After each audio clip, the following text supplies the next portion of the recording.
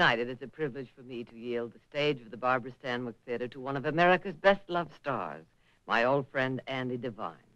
The story is called Big Jake, written by John and Ward Hawkins.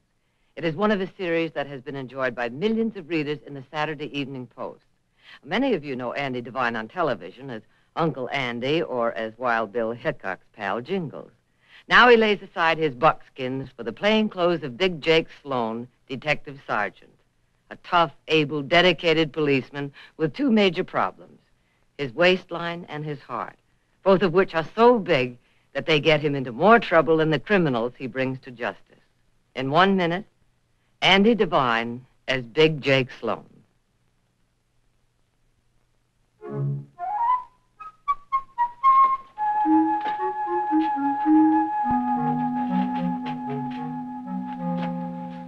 Willie Teeter's work, screwdriver job. Well, he's rooting again. Did I hear you right? You know who robbed my safe? Willie Teeter, which he leaves his trademark all over the place. But knowing is one thing and proving is something else. Did you check the neighborhood? Yeah, warehouses, a couple of small factories. One house across the street back of the key shop. Man works nights. The woman said she was asleep, didn't hear anything, didn't see anything. Use your phone? Sure.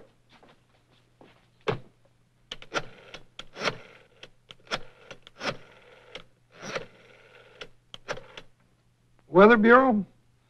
This is Detective Sergeant Sloan. What time did it stop raining last night? Mm-hmm. Thanks.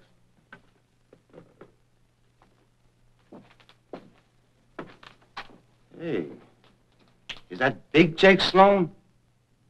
Yeah.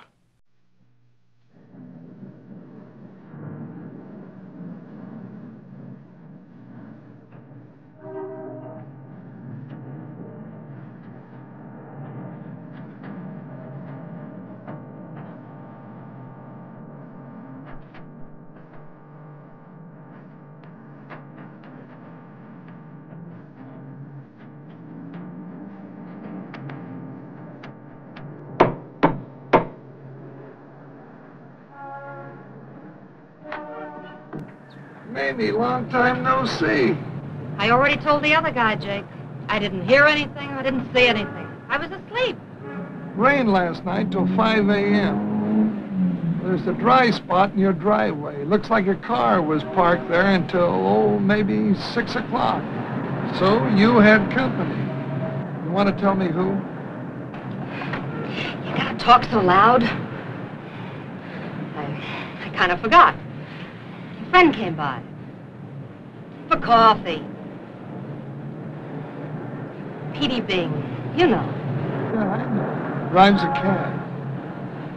Likes coffee. Hey, nobody Hey, Big Jake. I hear that you had coffee with a lady, which she lives just across the street from the Apex garage. Now, somebody peeled the Apex safe. Now, that ain't a very quiet way to operate, Petey, and I was thinking that maybe you might have looked out the window and seen somebody. Not me. What lady? I wasn't even there. Well, thanks anyway. Hey, Big Jake, you dropped... That's him. Well, if I gotta testify, I gotta. But this is gonna be the end of Mamie and me. Well, you can always come here for your coffee.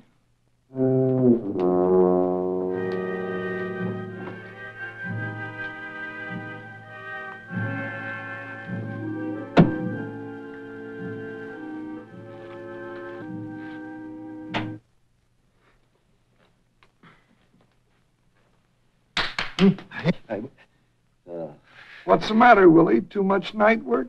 You gotta sleep days? How much did you get out of that Apex safe?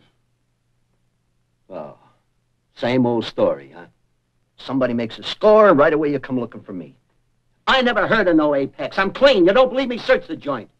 You mean like for tools? This time I don't need any tools, Willie. I've got an eyewitness. Now get your pants on. Now get out of there. All right, Jonas. This time I'm going to file you away where you'll be easy to find. Nice fast work on that Apex garage job, Jake. Thanks. That was yesterday's headache. I come in to talk about tomorrow. Heavy hits town about a month ago by the name of Larry Duncan. He'll go any route. Here lately, he's been hitting safes. He's a louse, a thief from a way back, and pretty handy with a gun. He's been in and out of the Meadowbrook supermarket 10 or 11 times in the past 5 days. Could be legitimate. And legitimate is one thing that Duncan ain't. He even went so far as to ask for a job so he could look at the office and the safe. He's ready. Weekend holiday coming up. Stores open Saturday, Sunday, closed Monday. Well, the way I got it figured, he'll hit Sunday night. 2 days taking the safe and a 24-hour start. All he needs is a partner, a good safe mechanic. Well, Duncan's a pretty tough boy. Might be some shooting. Yeah. Yeah. You're second in command. You run the place when I'm not here. No need to ask. Just be careful. Well, ain't I always? No.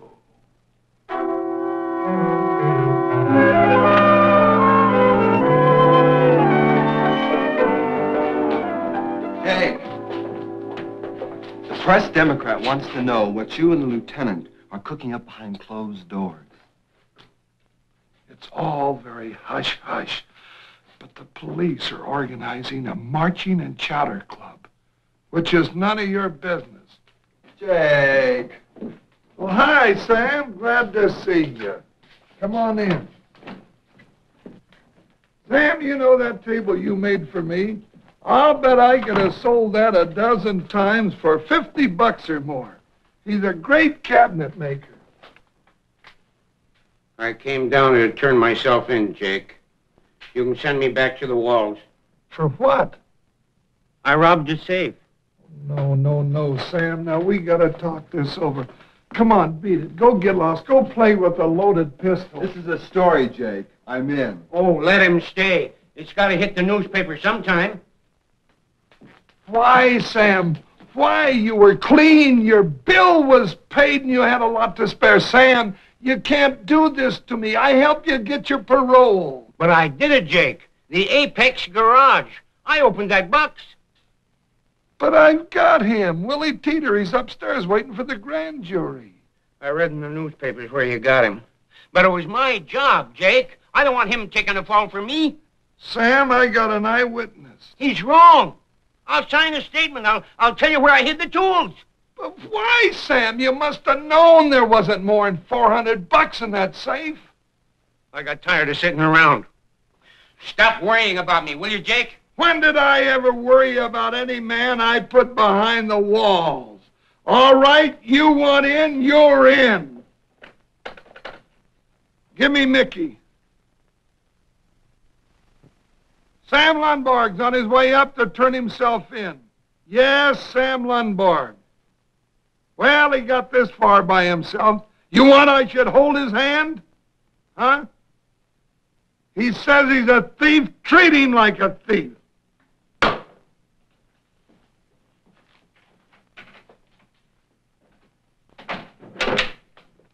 Reducing pills. I eat them like popcorn and I gain 2 pounds. Why so rough, Jake? I've got a right to be. Do you realize what's going to happen to him? For a lousy $400, they'll throw him away for the rest of his life. 10, maybe 15 years. And I'll give you odds he can't live them out behind those walls. That's a bet I won't take. Why would an old pro go for such a cheap score? And why would he come in here to me and cop out? I gotta look into this one. Hey, wait a minute. Not without me. Oh, a couple of porters fresh out of college.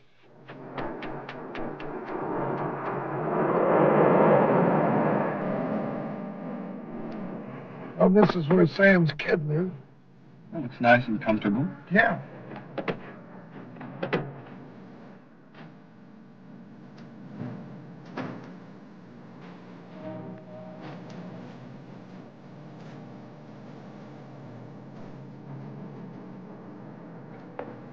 Hi, honey.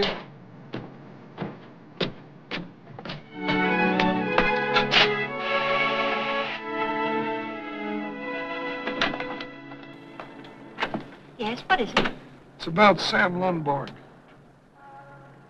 There's no one here by that name. You must be mistaken. Police? Please, come in. This is my husband, Fred. Mr. Jake Sloan. This is George Corbin. They're policemen, Fred. They're looking for my father. What do you want with Sam? Old man blew a safe day before yesterday and took $400. We've got him locked up. Why would he do it? I'd like to know. This could cost him all he's got left, and he's asking for it. You two got any ideas? We did everything we could for him. I like the old man. Ex-convict or not. He had a home here for the rest of his life with us. I told him that. I meant it. We gave him a room of his own, a place where he could be alone. Clothing, pocket money, food. We even let him have the car on Wednesday night so he could go to the movies. Well, what else could we do for him? We tried to include him in everything, but our friends did ask questions. And he didn't want people to know where he'd been. That figures. I'll be down to see Sam. I want to help.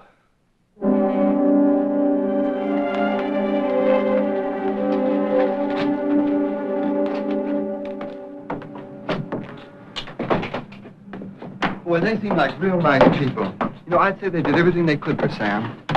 Yeah, you would say that.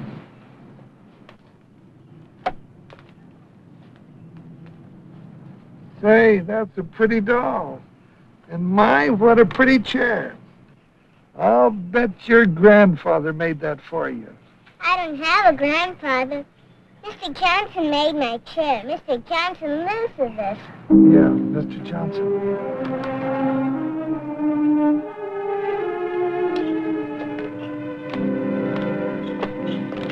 Did you hear that?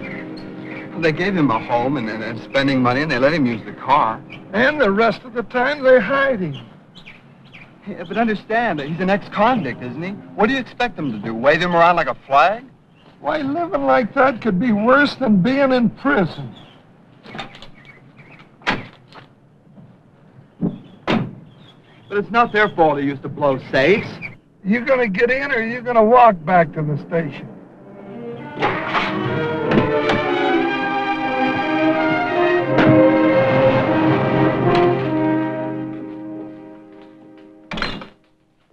Underneath the bush in a vacant lot on 48, right where Sam said they were. Get him down here. Sam Lundborg, safes, right away.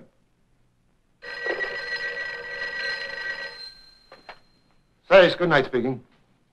Back at the motel, huh? Let us know if he moves out. Right. I heard. Who's back at the motel? Why are you so interested? Closed-door conferences going on all over the place. Look, you've got something big happening. You can't tell me you haven't. Keep this up and I'll forget how to spell your name. Come on, give. Who came back? What is all this stuff? Proof. Sam left a sack of tools. Screwdriver's got a broken point, just like the one that made the marks on the Apex job. I see you found him. Yeah, we found them. Now for the record. Are those your tools or ain't they? They're mine. I hid him in a bush in a vacant lot. Now you can quit pushing, old man. You've made it. Take him upstairs. For the rest of his life. More to spare. And the whole mess don't make any sense. How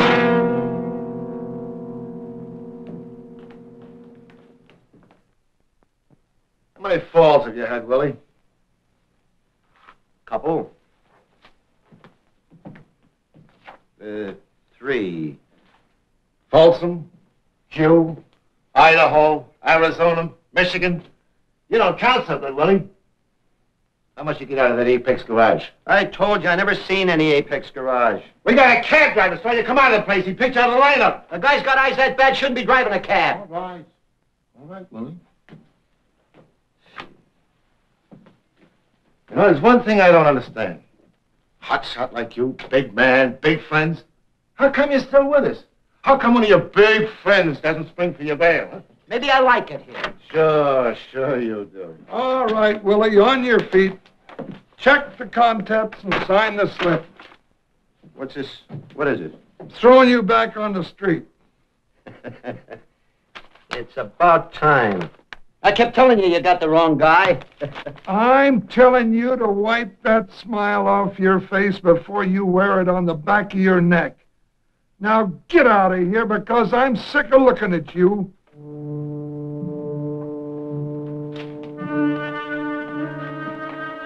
Taylor.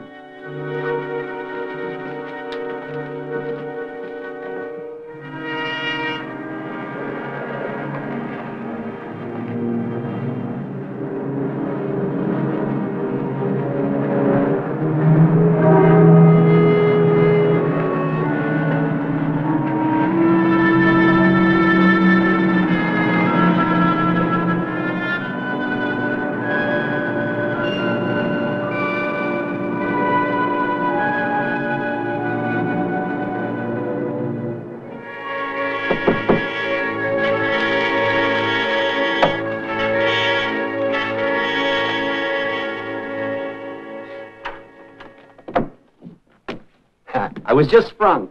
I ought to beat your brains out.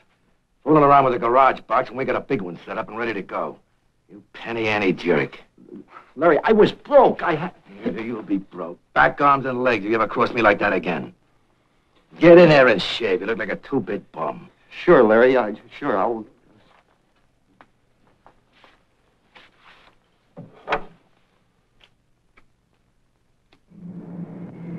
Both suspects now in the same motel. Notify safe detail. Jake, is it all right if I come in? When did you start asking, can I come in? Well, I got a couple of friends with me.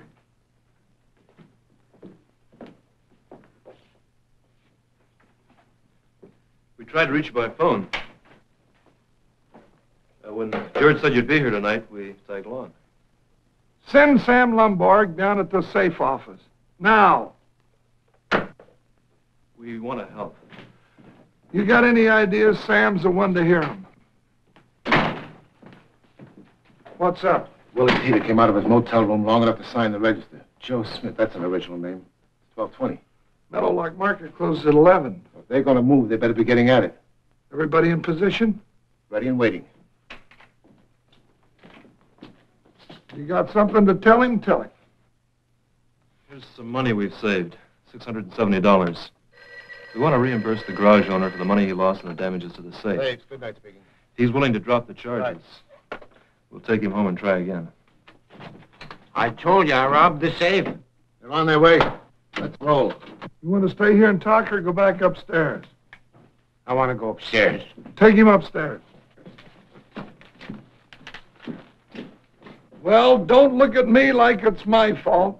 Man pleads guilty to a felony, you can't buy him out. There ain't that much money.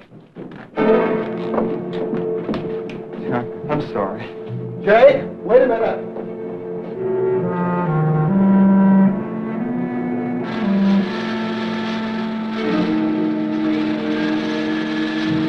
Drop it, or you got a hand to let go with. Did I pick myself a partner? All right, Willie, on your feet. And this time I've got a witness you can't beat. Me. Now get out.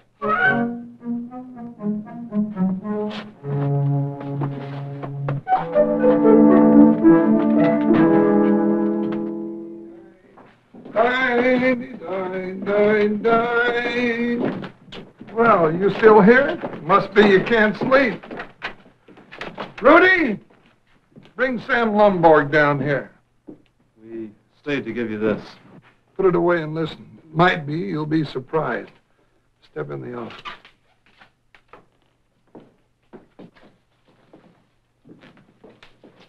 you sit down?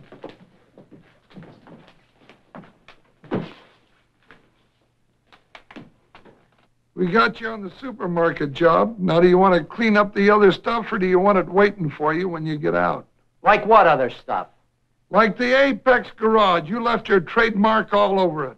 Oh, no, I didn't. Now, you ain't gonna pin me. Don't cost you nothing to cop out now, hotshot. 412 bucks in bills and 3 rolls of pennies. That checks. Take 'em up and get it in writing.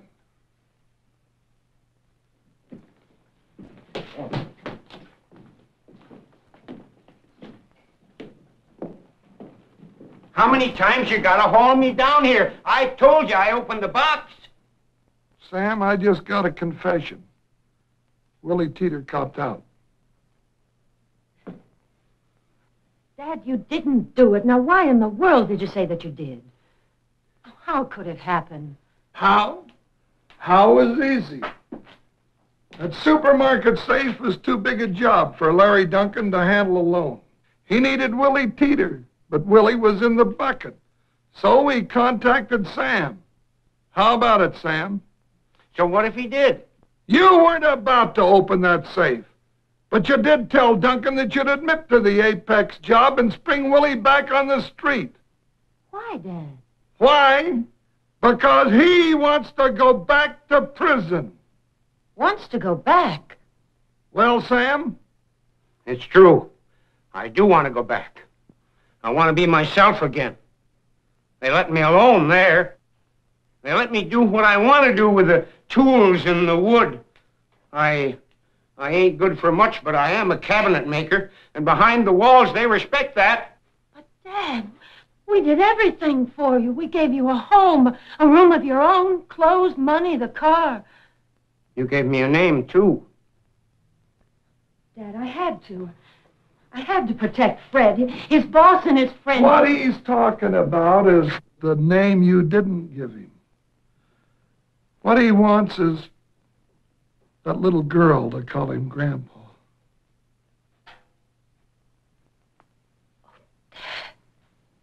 I'm so ashamed. I know you are, but I can't change what I was. Oh, no, Dad, you don't understand. I'm ashamed of myself. So narrow and small. Oh, Daddy, please. Give me another chance. Say, now, this Springer Spaniel kid's got a pretty good idea. Now, listen to him. Well, the idea is something I talked to Jake about already. I have the address of a man who owns a small building, and he's got shop space and an adjoining apartment, and he'll rent it cheap. And Sam could live there by himself and have a business of his own there. So you wouldn't have to carry Sam. You could invest some dough in him, and he'd carry himself. Now, how about it? Of course. Well, now, this is a safe detail office, which is meant for cops and thieves and Springer Spaniel reporters. Now, why don't all of you honest people go home? Please, Grandpa.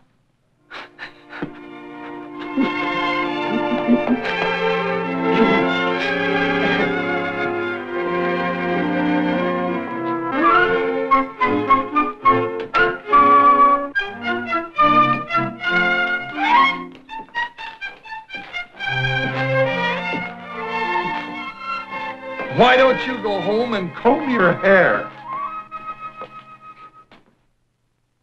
Sure, yes.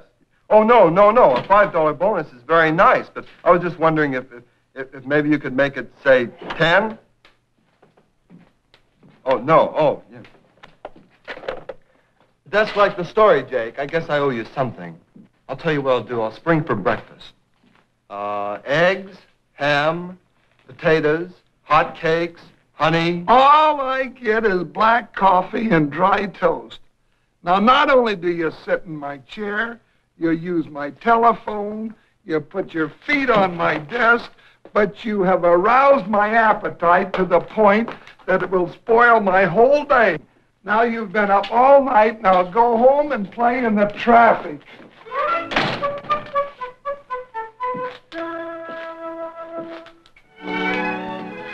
Potatoes, hot cakes, honey,